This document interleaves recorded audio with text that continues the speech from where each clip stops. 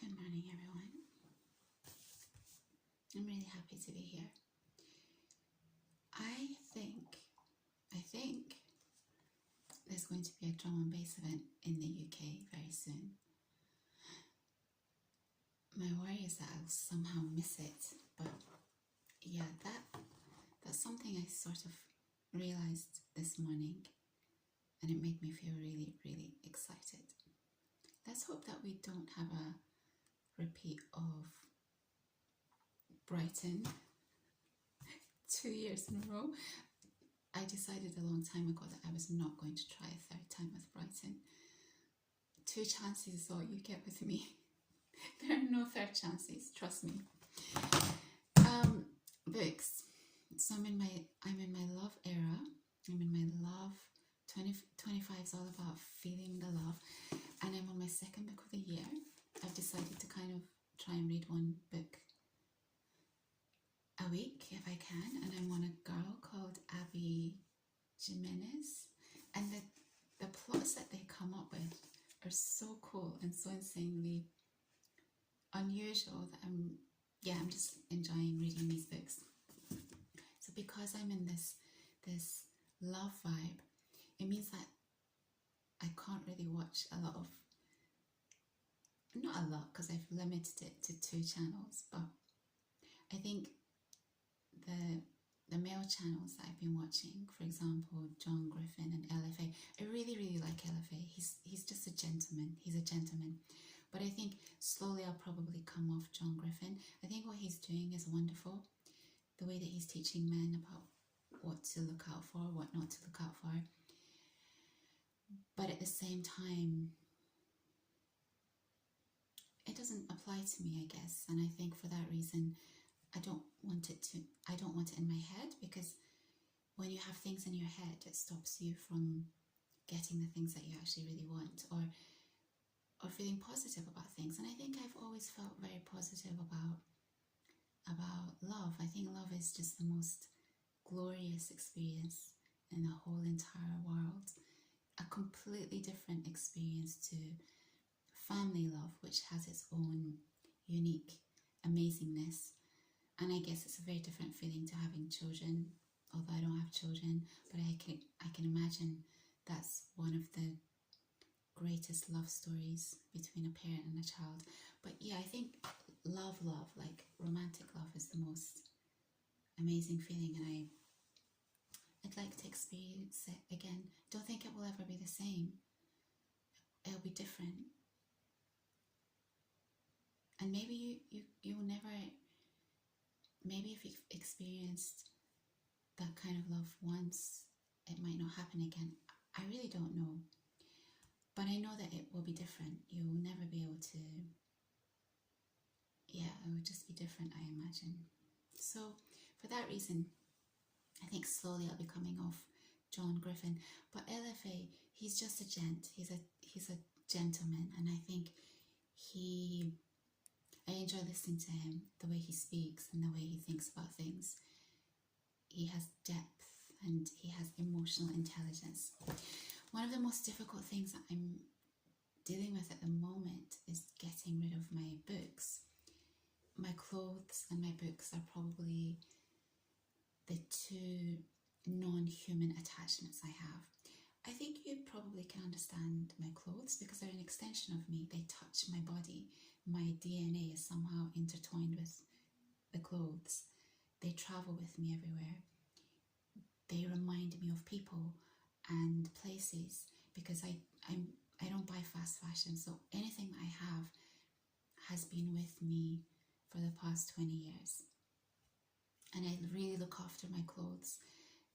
They're very, very important to me, and I don't buy often. I'm not over explaining myself, guys. I really am in.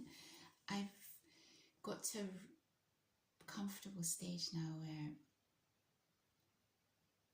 I recognize that I love my clothes, but I just cannot buy new stuff until I feel settled somewhere, because my whole thinking at the moment is, if I had to get rid of these, what a burden it would be to either myself or to my family. So I'm trying to limit the burden on the people around me. always thinking about that, because I've said to you before that I want to have as little as possible, so that if anything were to ever happen to me, touch wood, nothing will happen, that it eases the burden on my family. And I feel more relaxed about my clothes because it can be worn by family members, or they may want to keep my clothes because, as I said, your DNA or your smell or your essence is intertwined in my clothes. Because they know how much I love my clothes, I think it would be a source of comfort. So then why have I got this strange attachment to my books?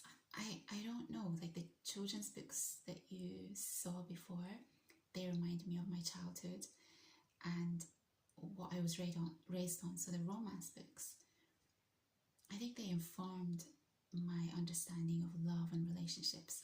And you know, there's this thing that girls like bad boys. I've never been into bad boys at all. I like people who have a personality, obviously, as in I don't want to date someone who's easy to manipulate, and I don't manipulate. But did I just create a new word? Manipulate. It's not my intention to manipulate. But if I feel that there's no, we're not stretching each other, then yeah, that's what I mean by edge. Someone has to have a bit of an edge, and I'm using that in a positive way, that they have to challenge me. So I don't ever want you to feel uncomfortable to air your thoughts on this channel, because I actually enjoy people who have their own way of thinking about things and their own opinions, and I don't mind being challenged at all, because I like to learn and I want to get better, I want to improve. And there's such a limited time that I don't have the time to try and learn or understand everything. So it's a really great way if people are educating me or teaching me. I'm specifically talking about one of my most recent videos where we were talking about the orange face guy. And can I just say about the orange face guy before I go back to my books? I'm feeling a little bit unhappy with him at the moment, because he's getting involved in the ME and he's causing some kind of ruckus, which is not comfortable. It doesn't sit well with me. The whole reason that I liked his vibe was because he was avoiding WAR. He was keeping the world in a stable place, and he had a way about him where he was able to manage people. But now he's starting to get involved in the ME. He's starting to make threats, and this is not okay with me. I let that one incident go where he took out a key player in the country, where my ethnic roots are from, and I thought that was really bad form, but I kind of let it go because I was like, okay, fine, he's keeping peace in the world.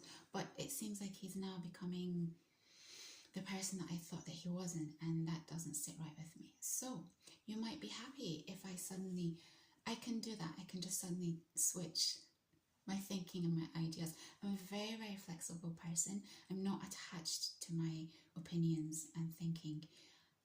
I can change my mind about things quite easily. Obviously, there's my values and my principles are always fixed, but in every other way, I am a flexible person. I think. So back to my books. I don't know what this attachment to my books is. I really don't. Do I read them? Not really. I pulled out a bunch of books that I'm severely attached to. They're by a guy called Osho. If you don't know anything about Osho, he was an Indian mystic from back in the day. Well, not back in the day. He's a modern mystic from the 70s, and he was quite controversial because he basically, from what I've read about him, he had these retreats, and these Western women would go to these retreats, and it was one big full-on love fest, shall we say? And so people were like, what kind of mystic is he? But actually, if you read his books, he's pretty much talking about the fact that he does this kind of thing anyway. Like he's a strong proponent of just loving people. So obviously with Osho, I just took the, as with everything in life, I take the good things that I think I can really learn from, and anything that doesn't work for me, I just let it go. So for me, even though he was a very controversial figure, I got a lot out of his books. This is probably one of my favorite books of his, Creativity, and it's really hard for me to let this one go. The other ones, Body Mind Balancing, I guess this is meditation. Never used it, but recently I've been thinking I do kind of want to do meditation, and I'm trying to silence and still my brain. So I think this could be good for me, but it's probably one of his books I've never touched. There are a couple more, I think, but these are the ones that I just pulled out. When the Shoe Fits, Stories of the Taoist Mystic Chuang Tzu, and Love, Freedom, Aloneness, the koan of relationships. These books are amazing, and he's such a funny guy. I'm gonna see if I can pull out one of his little stories.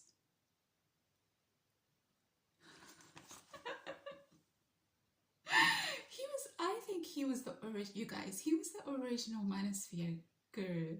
Really, he was. Listen to this. There's a character, I don't know why he talks about this character, because I'm pretty sure this character, we have these fables or parables in Persian culture, and there's a character by the name of Nasruddin. I think his name's Mullah Nasruddin. I'm pretty sure it's the same guy. Maybe I'm getting it wrong, but it's definitely someone Nasruddin, who was both considered a bit daft but also really smart. I need to look into this. I'm thinking it's the same guy, so I'm not sure. Maybe the Indians have these stories from that region as well. So this is the story. As a pretty girl passed by, Mullah Nasruddin turned to look. His wife said with a pout, "Every time you see a pretty girl, you forget you are married." "That's where you are wrong," said the mullah. "Nothing makes me more aware of the facts." So he just dropped these incredible little stories. Oh, let me just tell you one more. They're so brilliant. Oh my gosh, I love these books. This is why I can't let these go, because he just dropped these incredible stories within the books. So yeah, this is why I'm struggling with my books, you guys. I'm trying to find one more for you. And I don't know what to do about it. So I'm thinking, well, if I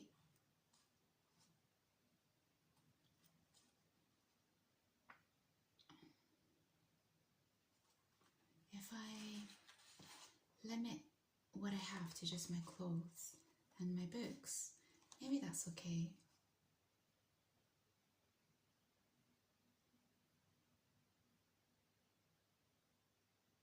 I can't tell you this. Oh my gosh. This is so, I can't tell you this. Can I? No, someone will get offended. Someone will be snowflakey, and I try and not offend anyone. Well, I'm not really politically correct, as you know.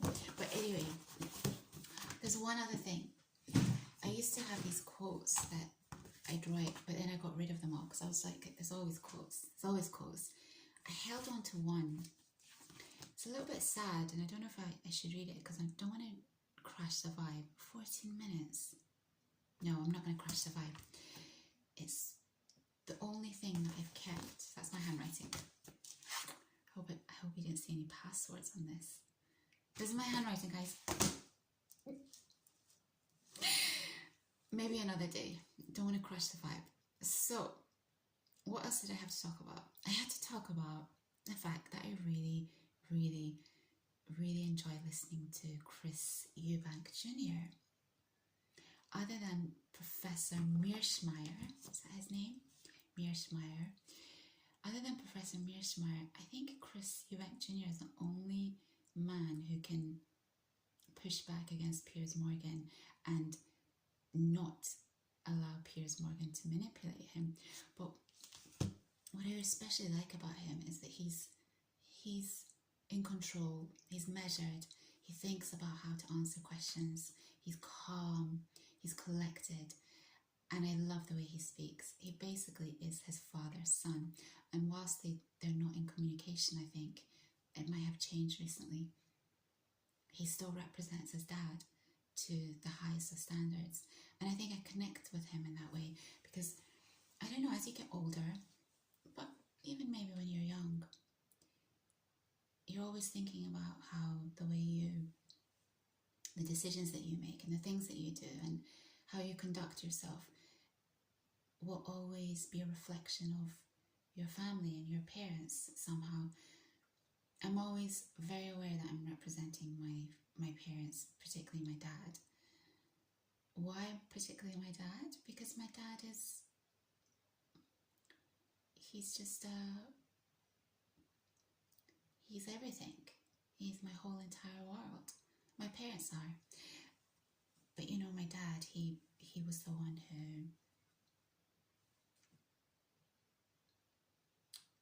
I'm the person that I am because of him. And I think I see that in Chris Eubank Junior. He's basically a reflection of his father. So I really love listening to him, and I only hope and aspire to have the same level of speaking style one day. I really like, and the way that he's just collected and cool in all situations. He doesn't allow people to bully or manipulate him, and I really admire that. I actually had a story about this for you, but again, I just don't want anything negative coming into my head at the moment, and so I don't really want to talk about anything that has negative undertones. But I will say that something happened this week, and I was able to cut off one other professional contact that I've talked about them before. Actually, you can connect the dots, that I've just not been happy with for a long time. They're not honest people, they're not principled people, and they're putting me in very, very difficult spots. And after the situation with our erroneous friend, I thought, you know, he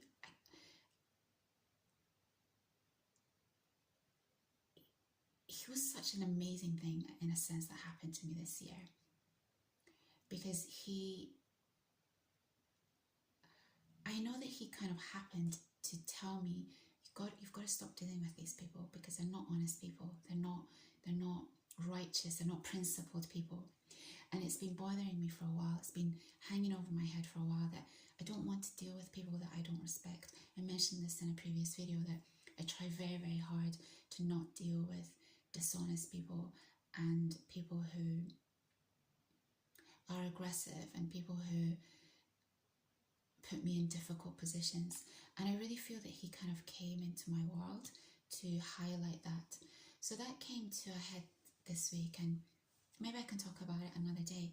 But I went and checked again. His last seen online was his birthday, and I checked from my mum's phone just in case he'd maybe blocked me. But no, on her phone as well, his last scene was on his birthday. So, you know, my intuition is golden, you guys. I knew it was him. And I think he was just checking to see that, to confirm that I had blocked him. So, yeah, this year is a year where I'm just kind of trying to take control of everything that happens. And sometimes, not everything. There are some bad things that happen that should never happen. They should never, ever, ever happen. But there are other things that happen and they feel bad at the time, and they're actually a positive in the long run. And I'm sort of in that state of mind, in that frame of mind. I have been for a while actually, but yeah, this year I just want to be around, both personally and professionally. I want to be around people who are honest and principled. And I've had to put up with, professionally anyway, I've had to put up with people who are just not principled for quite a while, and it's really got to me because I don't want that in my zone and in my world, and I need to take control of that. Although it costs me in the long term financially, spiritually it protects me, and I need to keep myself spiritually pure. Hope that doesn't sound too woo-woo, but it's important, I think. What's the other thing I was going to tell you about? 20 minutes, there's so much. Let me just go to my notes. Oh, I was talking about something and it led to that. What was I talking about, you guys? I can't remember. I really can't.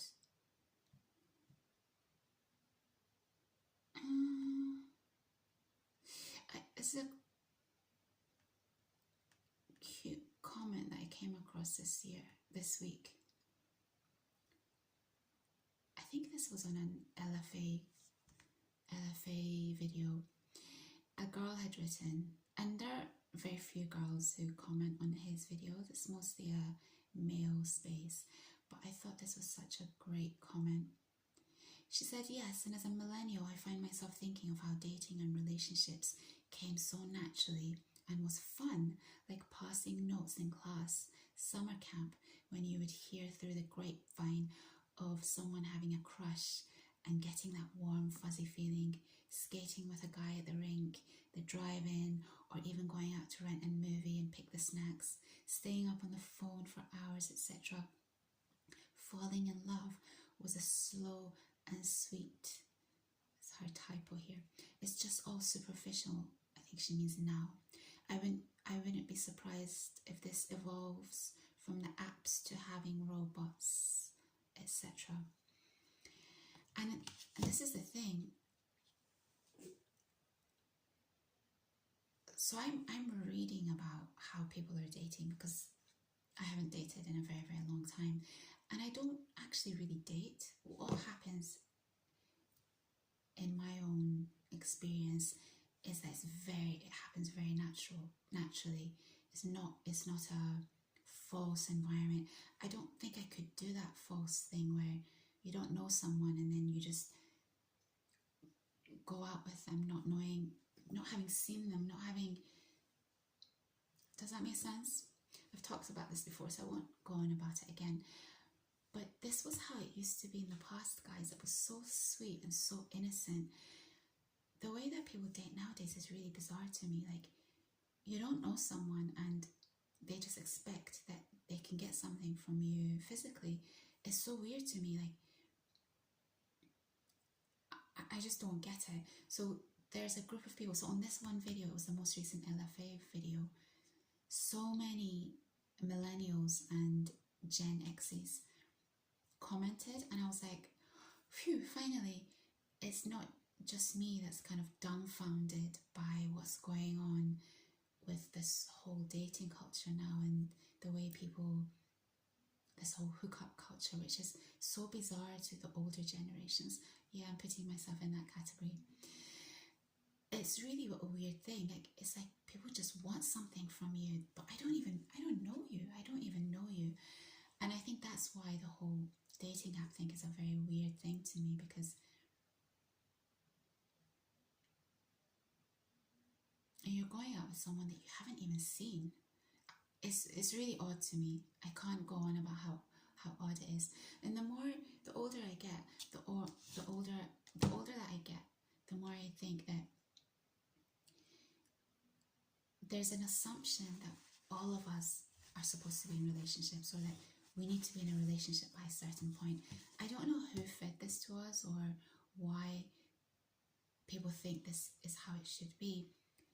But really, in your 20s, you should be developing yourself and forming your character and knowing what your values and principles are, deciding what type of person you want to be and what you want to stand for. And then after that, slowly, you get to meet the right people because you just attract the right people into your world. And so I think it's this, you know, men nowadays are complaining about dating apps on all these male type spaces, but women wouldn't be on these apps if men weren't on these apps. So there has to be a level of accountability, I think, where people think, oh, actually, I'm allowing for this to happen. And just to say, men have to take also accountability for how they allow women to get away with bad behavior. Similarly, women have to take accountability of how they allow men to get away with bad behavior. This whole ghosting culture, I keep reading about this whole ghosting culture, is so rude to me. Like, it shows, to me, it indicates cowardice, and it indicates a lack of good upbringing or good values and principles. And this might be a difficult thing for people to hear, but the way you conduct yourself and present yourself is ultimately how other people will treat you. So I won't mention the person that I was watching, but you'll know because I talk about him. But he was talking about how in his 50s, in his most recent video, he was saying that he'd gone on these days and he was expecting something from these women, or he was just happy to get something from them physically. And again, it really baffles me. If you are expecting to use someone, then you're going to attract people who are willing to be used. So if you're going to attract people who are willing to be used, then you can't complain about the difficulties and troubles that will come into your life as a result of attracting those type of people who don't have self-esteem or self-respect or confidence. So ultimately, if you're going to use, eventually somehow you're going to be used. If you're going to ghost, eventually somehow someone's going to ghost you.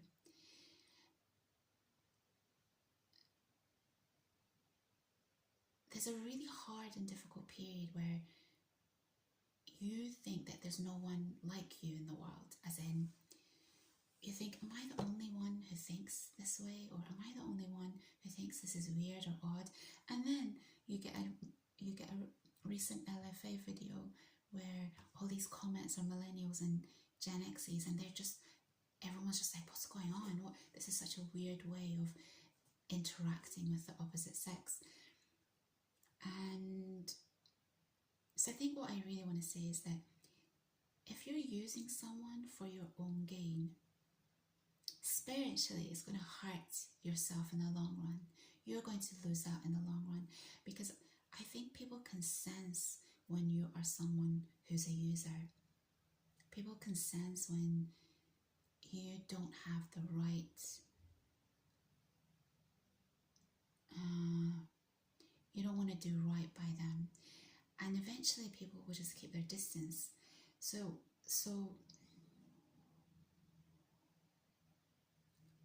I mean, if you're a user and you're comfortable being a user, then you're always going to be like that. But if you're someone who doesn't understand people who use, opportunists, then you need to keep yourself protected until eventually the right kind of people do come into your world. And it's difficult, it's not easy, but the ramifications of dealing with the wrong people, I think, will be much harder to come to terms with in the long run, i.e. these men who are going through divorces and their wives are just cleaning them out, or on the opposite side, maybe women who are being used for their body, or what, you get the gist. So I thought that was a really interesting comment, because you don't see comments like this nowadays, especially not from women. yeah, these there were a couple of really good female comments on this most recent LFA video. I don't want to say anything else. There's lots to talk about, but I don't want to take up too much of your time, you guys.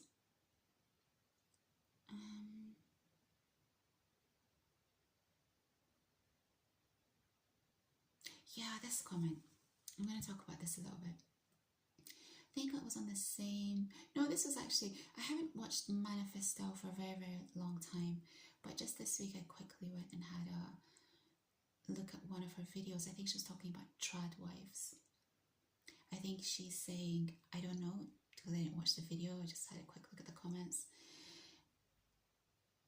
She was saying that traditional wives, it's become a kind of option for women who are struggling in this world where it's really difficult to survive on your own, and so they're making this strategic move into becoming a traditional wife. I think this is what she was saying, so that they're protected financially. And then someone had said, a comment underneath, the money that you earn by yourself provides the greatest sense of accomplishment ever.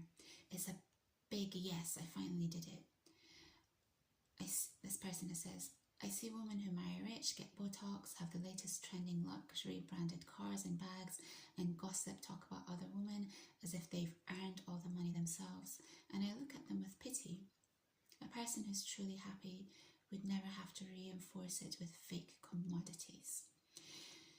So one of the things that I find unusual is how I don't think there's any greater feeling than doing something and earning and getting financially remunerated for that hard work. I don't think everyone has to feel that way, but I think, you know, these women who have these big alimony payouts, or who don't, it's a difficult topic to talk about, because I do consider women who work in the home, as in homemakers or housewives, I do consider that a sort of job, but it's not considered a job by society in that you're not getting paid for it. So I think what I want to say is that there's no greater feeling of having achieved something on your own and being recognized for it and having the payment to show for it. At the same time, I'm not interested in a career. I've never been interested in a career. What do I mean by that? I've never been interested in working for someone else. So for me, it's really important to be independent and have my own money, but through doing something myself rather than working for someone. That's the goal. That's always been the goal. It's the motivation. And so financially, I've taken huge losses throughout the years because I've been very stuck on not working in corporate environments where someone's going to use me or take advantage of me. I can talk about this in more detail in another video, but I think what these women, these traditional wives, is not the past anymore. Things happen, things change, and if a husband loses his job or something happens to him and he can't work anymore, or maybe their relationship dissolves, or so many things could happen. And if you have no way of making money as a woman, I think it puts you in a very, very difficult position and spot. But that's just my opinion. So I think what I've been always fascinated by is how someone can use someone else's money and get the same pleasure or joy as if it was you that was earning that money. Having said that, I recognize that being a housewife or a homemaker is a job in itself, and it's a very difficult job where you don't get a lot of appreciation, I assume. And so there are grey areas, right? Okay, I should go. There's lots of little things I wanted to talk about. One of the things I want to talk about is aggression in people. It's been on my mind this past week, but I'll talk about it maybe another time. Okay, I am going to definitely go. There's lots that I want to talk about, but I just don't want to take up. 1 second, you guys.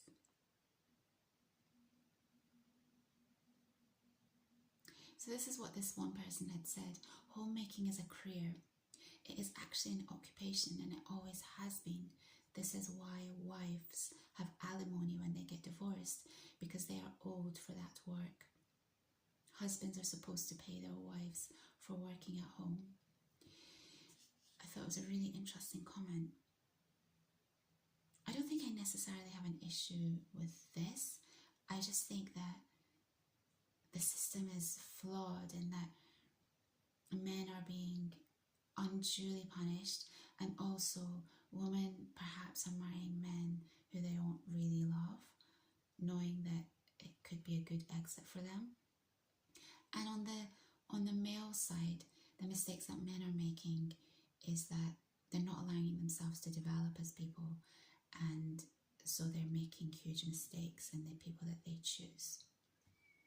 Okay, it's been good to be here. I will see you guys soon. Yeah.